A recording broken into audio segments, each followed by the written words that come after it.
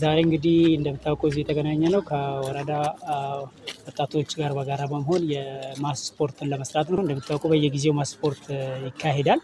ስለዚህ ዋናው የዚህ ማስ ስፖርት ዓላማው ህብረተሰቡ ስፖርትን ባህሉ እንዲያደርግ ነው። እኛ ስፖርት እንደምታወቀው ለጤንነት፣ ለማህበራዊ መስተጋብር፣ ለአንድነታችን፣ ለህብረታችን ስፖርት ህብረተሰቡን የሚያስተሳስር ህብረተሰቡን ከሚያስተሳስሩ ነገሮች አንዱ ናቸው። ስለዚህ ከዛ አንፃር ስፖርት ሜዳ ላይ ሰዎች ከጤንነታቸውን ከመጠበቅና ስፖርትን ከመስራት በዘለለ የማህበራዊ ኢንተርሚሲያችን የሚጠናከርበት መንገድ ነው።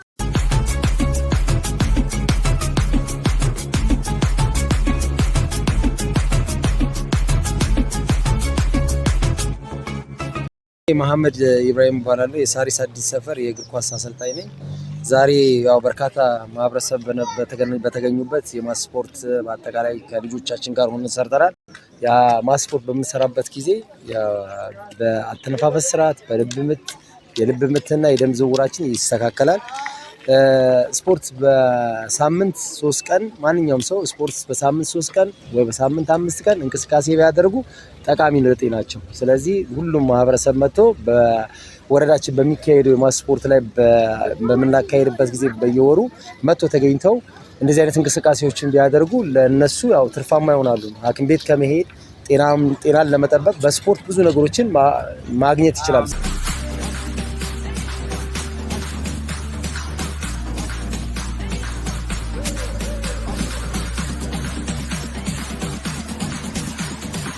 ስፖርት ዛሬ አንድነታችንን፣ ህብረታችንን፣ ህብረ ብሔራዊነታችንን፣ ወንድማማችነታችንን ያሳየንበት መድረክ ነው። ስለዚህ ይህ ደግሞ አንድ ቀን ተሰርቶ መበተን ያለበት ሳይሆን በተደጋጋሚ እየተሰራ መለመድ ያለበትና ህብረተሰቡ ስፖርትን ትሬንዱ ማድረግ ያለበት ልማዱ ማድረግ ያለበትና ሁሌ መሰራት ያለበት ነው። ምክንያቱም ስፖርት ኮንቲኒቲ ይፈልጋል።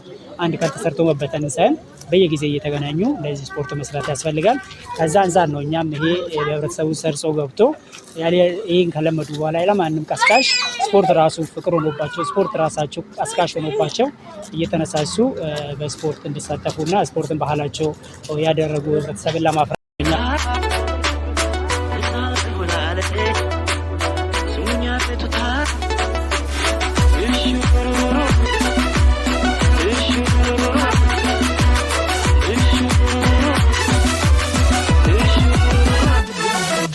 ጳውሎስ እባላለሁ። የምሰራበትን ቲም የሳሪስ አዲስ ሰፈር እግር ኳስ ክለብ ነው። ዛሬ በ29 ማዞሪያ ለተካሄደው የማስ ስፖርት ለመሳተፍና ለመስራት ነው የመጣሁት። ስፖርት ብዙ ጠቀሜታ አለው። ከብዙ ነገር ያርቀኛል፣ ራሴን ይጠብቀኛል፣ ወደ ብዙ መጥፎ ነገሮች እንዳልሄድ ያደርገኛል።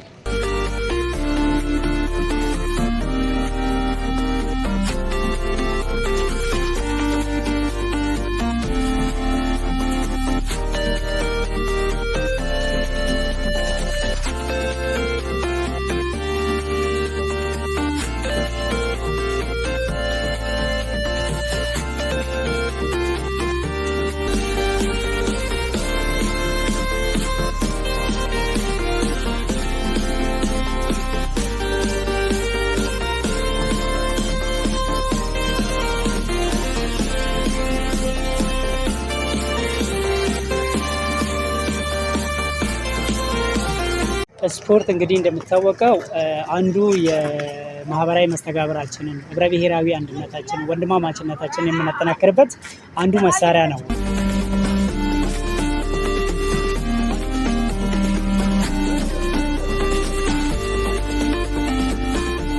አንደኛ ማህበራዊ ቦንዳችን ወይ ደግሞ ህብረ ብሔራዊ አንድነታችን ማህበራዊ መስተጋብራችንን የምናጠናክርበት አንዱ መሳሪያ ነውና ስለዚህ ከጤንነት ከስፖርት አካል ብቃት እንቅስቃሴ ከሜንታል ዲቨሎፕመንት በተጨማሪም ማህበራዊ መስተጋብሩ እንደቀላል የሚታይ አይደለም።